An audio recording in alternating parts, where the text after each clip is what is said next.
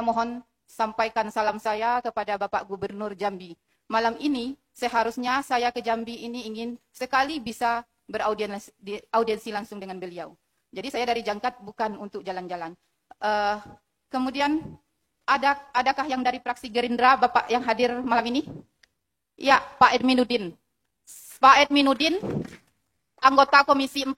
Saya ini orang Kerinci, Pak. Orang penawar. Mak saya orang penawar. Jadi kenapa saya menanyakan dari Partai Gerindra? Yang ikut memimpin rapat RDP bersama Kemenpan RB dan BKN itu adalah Pak Bahtera Banong, fraksi Gerindra dari Sulawesi. Ya. Artinya apa?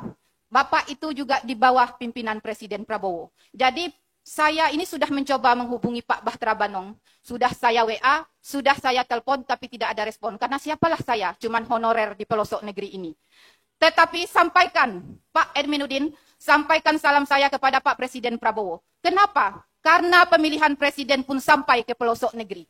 Jadi tidak ada salahnya kita juga memohon kepada Bapak Presiden kita untuk mendengarkan aspirasi kita malam ini.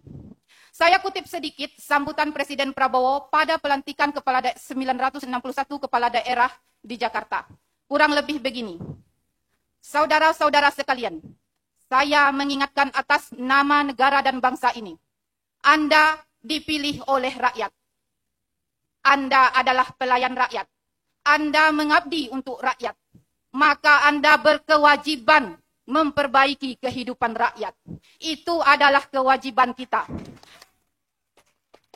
Itu adalah kutipan sambutan Presiden Prabowo pada pelantikan 961 kepala daerah di Indonesia. Kalau bapak-bapak tidak percaya, boleh cek. Jadi memperbaiki kehidupan rakyat, honorer di Provinsi Jambi ini adalah bagian dari rakyat Indonesia. Rakyat Jambi yang harus diperbaiki kehidupan. Bukan basa-basi, Pak. Bukan hanya sekedar omong-omong. Kami datang dari pelosok untuk apa ke sini? Untuk mendapatkan kesejahteraan. Sampai hari ini, mungkin program makan gratis belum banyak sampai daerah, termasuk ke daerah kami. Semiskin-miskinnya kami rasa masih sanggup memberi makan gratis makan anak kami, walaupun standar gizi belum penuh. Tetapi jauh kami memikirkan bagaimana dengan nasib pendidikan anak kami. Kalau kami sarjana, hendaknya anak kami bisa magister. Kalau ada kami yang magister, hendaknya anak kami bisa doktor. Kalau kami tidak disejahterakan, Pak, bagaimana kami bisa membiayai pendidikan anak kami? Saya mengajar di pelosok itu. Dulu jauh sebelum ini, honorer sebagai tulang punggung. Bayangkan, Kepala SMA Negeri 15 Merangin, dari tahun 2008 sampai hari ini, 1 tahun ajaran rolling. Berarti, sampai dia pensiun nanti, 2007, 19 tahun. 18 tahun beliau memimpin. Berarti, tidak mudah mendapatkan ASN di Jangkat Timur, Pak. Kalau ada kepala sekolah yang mau mengabdi 2 tahun lagi, insya Allah kepala sekolah kami pensiun, silakan dari kota mau mengabdi. Mau mencoba di daerah pelosok seperti saya. Saya tidak dilahirkan di pelosok, di kota Jambi ini saya dilahirkan di Teho. Dibesarkan di Kabupaten Kerinci, mengabdi di pelosok negeri. Hati nurani saya terpanggil. Bagaimana pendidikan ini? Kalau masalah ekonomi, orang Jangkat Timur tuh kopi mahal sekarang, Pak. Apa saya nak mupul kopi juga? 50-70 sekarang. Siapa yang akan memperhatikan bagian pendidikan? Nah, maksud teman-teman, Pak, saya perhatikan, yang bikin kita bingung ini regulasi yang dibuat Pak Bahtera Banong bersama Ibu Kemenpan RB dan BKN itu. Ya, paling lambat NIP diusulkan November tahun 2025 untuk P3K. Nah, Pak, untuk mengurangi beban bapak-bapak dan kita semua, ya, kenapa saya bilang mengurangi? Kalau kami ini diurus setelah Maret 2026, inilah serempak dengan tahap 2. Nantilah ada pula tahap 3. Lah bertambah pusing bapak-bapak. Yang tahap 1 nian pusing, apalagi lah bercampur bertahap-tahap. Nah, maksud saya, maksud teman-teman semua, Pak, kalau pengusulan NIP P3K itu selambat-lambatnya November 2025, nah, diajukan formasi untuk kami dulu, Pak. Diajukan formasi untuk R2, R3 yang tahap 1 ini. Nah, kalau bisa berarti setelah Maret 2026 ini sudah ada kejelasan. Tapi kalau diurus setelah Maret, semuanya itu bergabung, Pak. Bapak akan tambah pusing dan tambah pening. Jadi bertambah banyak honorer itu yang minta diangkat penuh waktu. Apa serempak kami tahap 1, tahap 2 nih? Yang benar, Bapak, lah 15 tahun saya mengajar.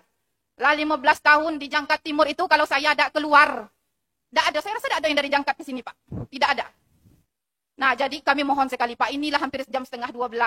Kurang lebih 15 jam perjalanan saya dari Jangka Timur, berhenti sebentar di Kota Bangko. Dalam keadaan berpuasa, Alhamdulillah, jam 10 malam sampai Jambi. Jam 10 malam kemarin. Nah, sudah 2 malam saya di Jambi, bukan untuk shopping ke Jambi. Asli, tak ada bawa duit untuk itu Pak. Gaji dan belum keluar. 2, ya Pak. Kemudian Pak, biasanya SPK guru itu per tahun. Nah, sekarang SPK guru ini per 3 bulan. Januari sampai Maret kami digaji. Selebih bulan Maret, kalau belum jelas ketentuan kami mendapatkan P3K, artinya kami tidak digaji. Ini kebutuhan dasar, Pak. Asli ini kebutuhan dasar. Ini kebutuhan hidup. Ini yang disampaikan Presiden Prabowo. Siapa yang mau menyampaikan, sampaikan pesan saya kepada Presiden Prabowo. Beliau yang menyampaikan harus memperbaiki kehidupan rakyat Indonesia. Maka perbaiki kehidupan honorer nih. Apalagi bapak-bapak sebagai tulang punggung keluarga. Tapi yang saya paling sedihkan Pak, regulasi ini, mengapa menghambat yang telah lolos? Biarkan yang lolos itu mendapatkan haknya. Nah, Bapak tidak pusing tinggal ngurus kami. Besok ngurus lagi tahap 2. Ini kok tahap 1, Pak. Saya lihat ada yang nak pensiun nangis, biayanya nangis. Asli, saya heran dengan pemerintah. Kalau saya diajak ketemu presiden, saya mau juga ketemu presiden. Berani saya bilang. Siapa yang sanggup itu mengajar di daerah pelosok? Kalau ada DPR RI kemarin viral, katanya honorer beban. Kalau dianggap honorer beban, maka tidak akan ada proses belajar mengajar di Jangka Timur. Ya, dulu Jangka Timur itu cuman untuk loncatan orang mencari NIP. Dapat NIP pindah, dapat NIP pindah. Ini kami wakanyo, kami bendaharanya, kamilah 1 kepala sekolah, 1 PNS tidak akan sanggup mengajar anak-anak kami di situ, Pak. Nah, hati nurani saya terpanggil. Itu cerita saya di pelosok. Mungkin cerita teman yang lain ada juga yang berbeda. Saya yakin malam ini bapak-bapak bingung karena regulasi itu. Saya pun bingung. Tetapi, Pak, orang itulah menabrak Undang-Undang ASN tahun 2023. Kenapa? Honorer itu harus diselesaikan tahun 2024. Honorer itu paling lambat diselesaikan 2024 akhir. Kenapa boleh sampai 2026? 2026 itu baru yang lolos. Belum kami yang belum lolos ini, Pak. Jadi, Pak, mari serius nian lah, Pak.